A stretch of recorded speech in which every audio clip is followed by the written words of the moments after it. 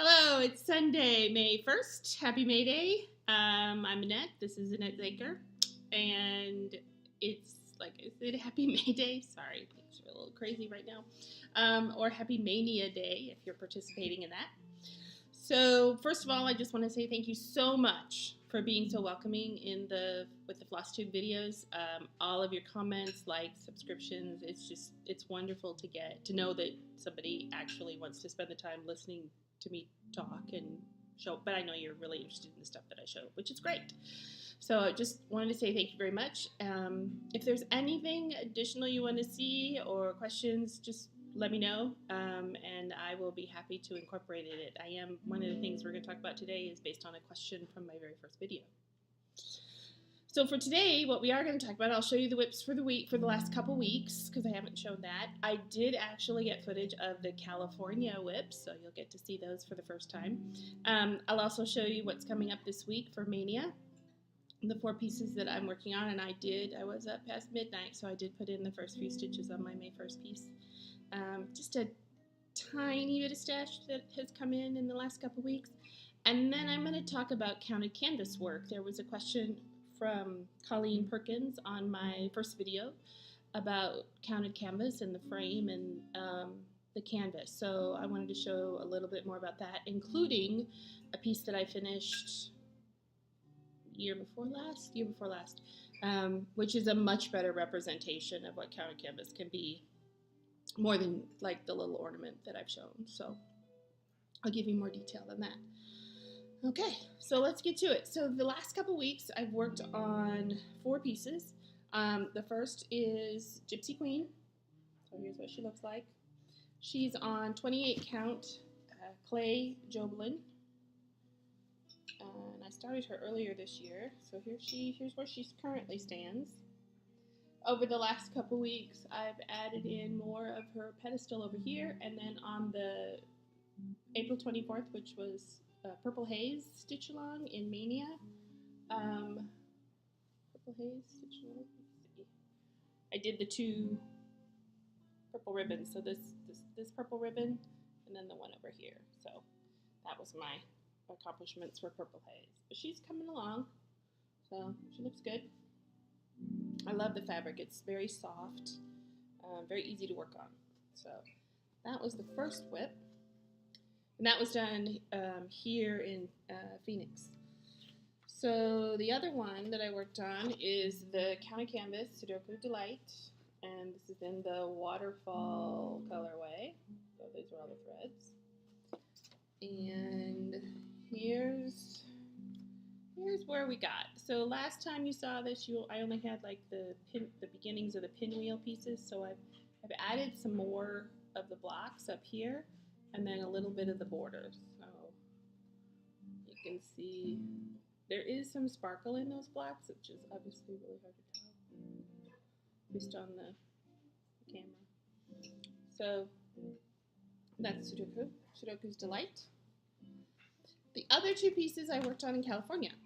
So I will insert the video that I took bright and early on Thursday morning before I went to work, and then before we went and got on the plane, so you can see the progress on those 2 pieces. So this is the California, the stuff I've been working on in California. This is the pumpkin passport from Frosted Pumpkin. I didn't start until March, so I'm not caught up, but you know, I will be eventually. So this week I added a word, and I finished the sails on the windmill. I've got London done, I've got Paris done, and I'm working on the Netherlands, and I've gone into Switzerland a little bit, but floss card, floss, using all the standard stuff. So that's Frosted Pumpkin. I kind of want to get caught up, so I'm trying to do like an hour on this at night before I move on to the next whip. So the next one is Things Unseen, which was the 3-part Lizzie Kate sampler from a couple years ago, I guess. This is part 1, which has all been done. And then what I added over the last couple weeks, I finished this border of part 2, because it was only to about right here. I finished all the border here, added the final word, this motif, the bird, some of the green stuff. So just working my way down into part 2. I really like the house, so I'm looking forward to getting to the house. And then part 3 is on the bottom. All the called for weeks dye work. This is the Ren linen from Picture This Plus, which is lovely. They just announced the 2016 mystery for Lizzie K called Spooked. So I've actually already sent my email so that I can get signed up for that. So that's what I've been working on for the last couple weeks in California. Okay, so now, so that's really all I worked on for the last couple weeks, which is fine. And then this coming week, though, is Mania, the beginnings of Stitch Mania. So as I talked about in the last video for Mania, I've got 4 pieces planned to work on, a combination of new starts and whips over the next week. So the piece that I stayed up at midnight last night to start is Jim Shore's Santa from Mill Hill. 11:30 last night, sorting threads. Pretty confident in what I ended up with. But just so far, we just got the border. Just the red stitches in the border. That was done at 12-ish, 12:30-ish this morning. So once I finish this and put all the stuff away, then I'll go back to it for the rest of the day. We'll see how far I can get. And then tomorrow morning, I will be taking both the Painting the Roses Red. That'll go with me to California to work on tomorrow and Tuesday.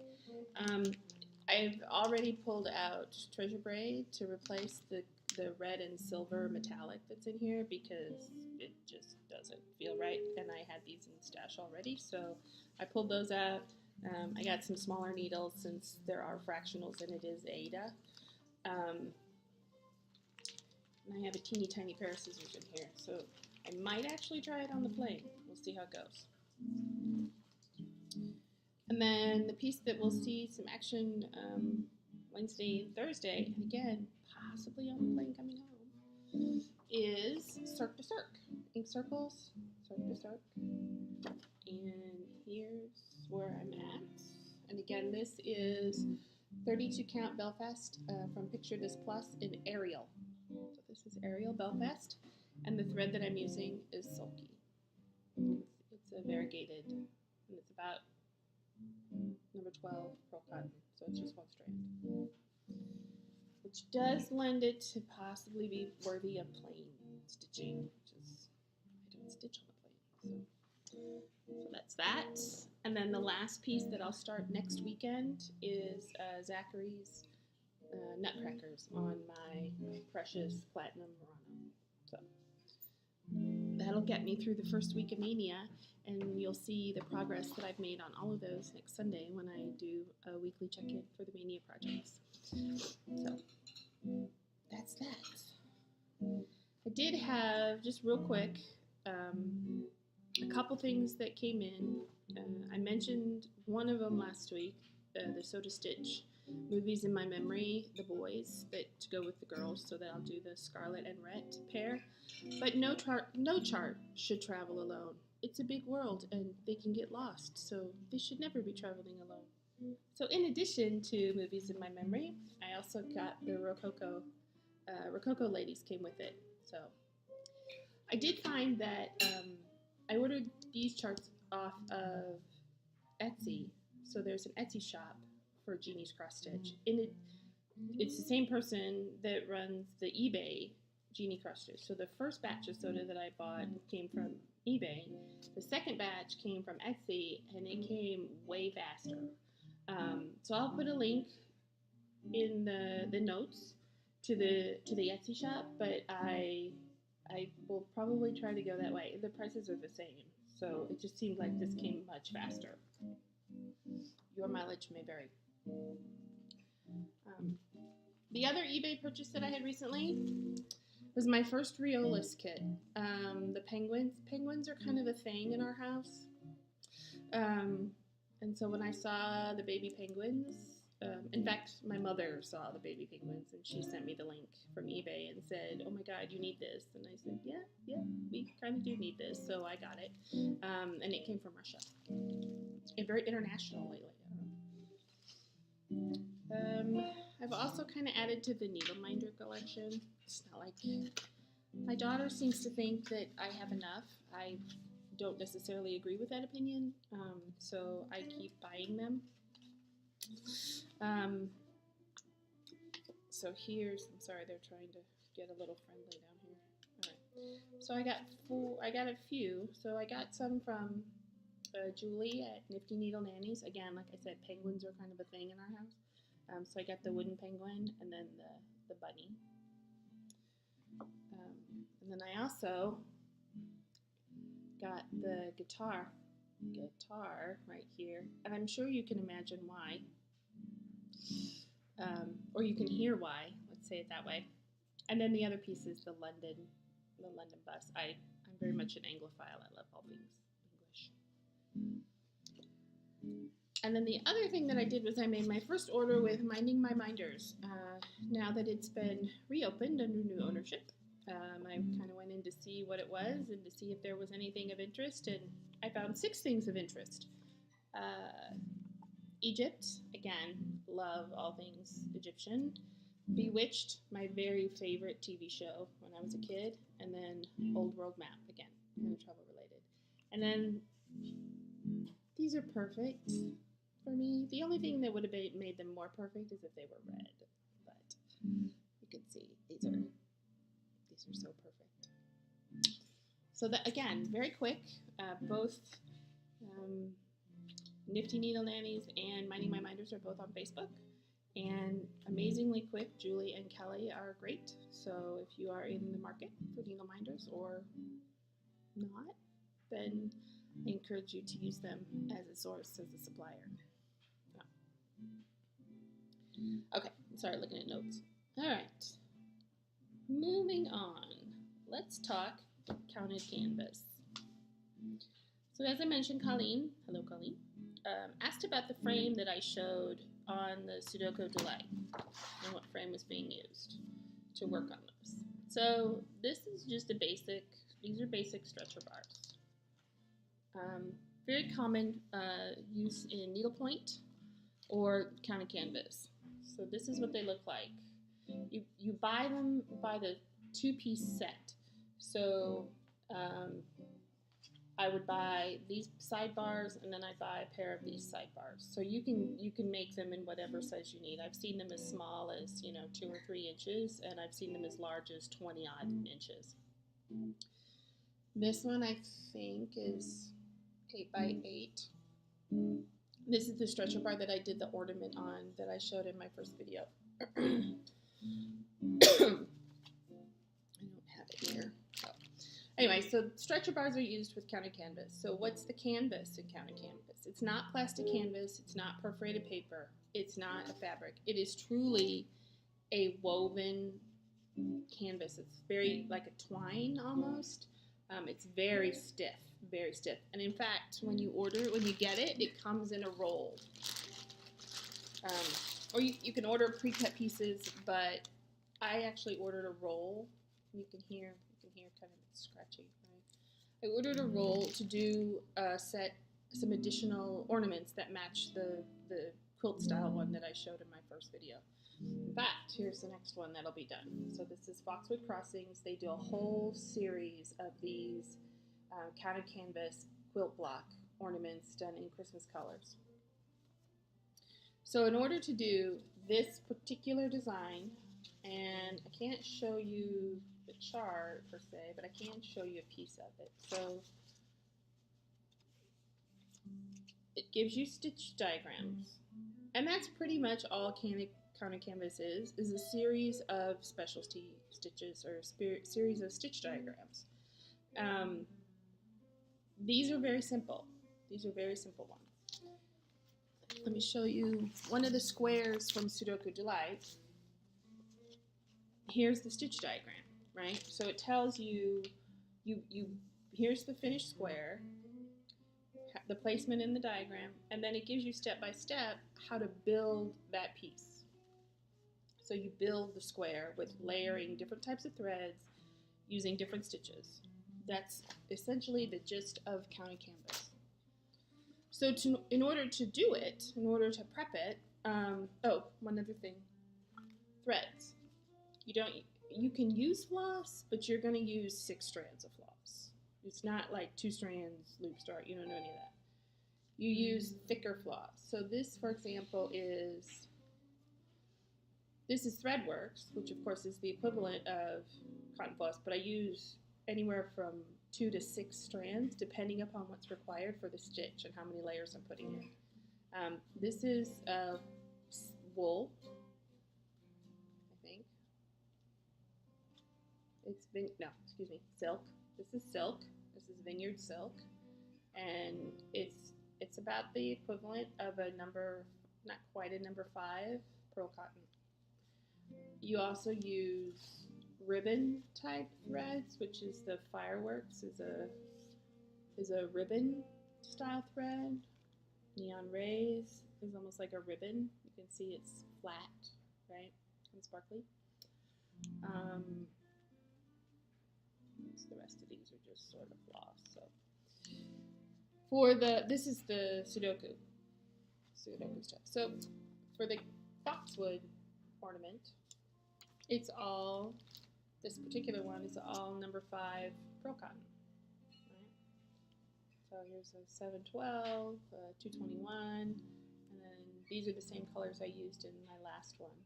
So this is just plain old DMC number 5 pearl cotton. It's very easy to find, very easy to come by, and tons of colors.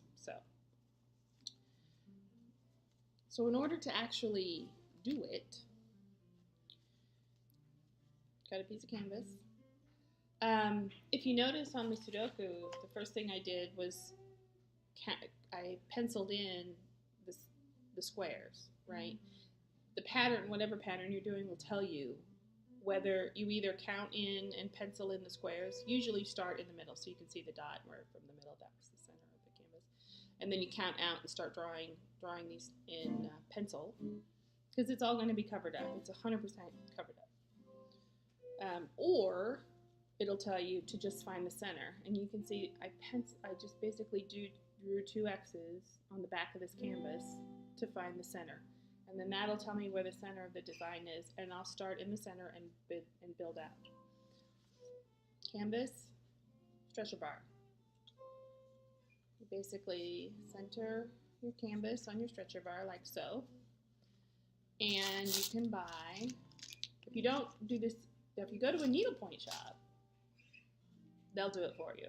They'll edge your canvas and they'll staple it in. If you don't go to a needlepoint shop, or you're doing a series, right, then you get these little, basically they look like thumbtacks. And this is how you remove them. Saves on the nails. And you basically put your canvas on your stretcher bar and watch it not cooperate because somebody's looking. Start in the corner, once you got it kind of centered, and drop in a tack. Do the opposite corner, and then you do a couple on each side to keep it. It doesn't stretch. This stuff does not stretch, so you don't have to worry about tightening it. You just want to make it stable so that when you're going up and down through the canvas, you get consistent thread tension and you can lay your stitches. It's highly recommended to use some sort of either a technique or tool for laying. I don't use a laying tool. I tend to either just use the end of my needle or my finger because there haven't been a whole lot of issues with twisting threads, but you really need to pay attention so that the resulting area comes out the way you want it to. In fact, if you want to see a good version of counting canvas, This is a piece that I finished. This is counter canvas. This is, and you can see the reflection of the rest of my house. Stars for the New Millennium is the name of this. Each one of these squares is named after Gregory Peck, or of course all the names have just broken out of my head. But each one of these is named after a Golden Age movie star. I think Gregory Peck is down in here. But it is, you can see there's not just one color in each. There's not even just two colors in each. It is many colors, many different threads. The pattern comes in a colorway. If you Google Stars for the New Millennium, you will see an amazing amount of colorways that people have done. The pattern gives you guidance on how to choose your colors.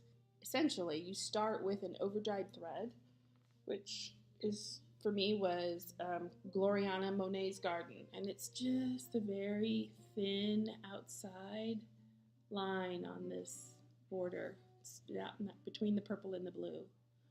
But you start with an overdyed thread, a stranded thread. So a silk like Gloriana, even a DMC, anything that's got at least 2 or 3 colors in it, preferably 4 colors. And you take that overdyed thread and you build out the palette. And the chart tells you what type of thread you're using to pull, as well as what colors they should be. You want to get ombre shades. It asks you to get, a light, medium, dark of purple. You can see in here the blues and the greens. There's lights, there's mediums, and there's darks. And that's part of what you need to pull. Flat, the ribbon type threads, I've got neon rays in here. I've got DMC Pearl Cotton. I have DMC Floss. I have Splendor, which is Rainbow Gallery silk, 12-thread silk. All just amazing amounts and varieties. I wish I could give you and show you in much more close-up what this is. But it's all the purples and blues. Blue is the main color. And then the purples and the greens and white. So those are my 4 color families. And then the chart tells you how to choose all the different threads, and then how to build each square. And each square will take a good 8 to 10 hours at a minimum to do. So, but this is true. This is, to me, what got me really interested in counter canvas is this type of design. The ornaments are great. The Sudoku piece is great. It's not nearly as complex as this, but it'll come out really nice. And I'm kind of a math geek anyway, so I like Sudoku. So that's part of the reason. But this is, to me, this is the amazing piece. Tony Minieri does some amazing counter canvas work. So that is counter canvas. So that's how you get started. That's what the frame is for. And those are basically all the pieces that you need to do it. Lots of great designers out there. Lots of amazing threads now to use. So it's great stuff. Let's see. Anything else in my notes? Nope. I've counted everything. I've done it all in my notes.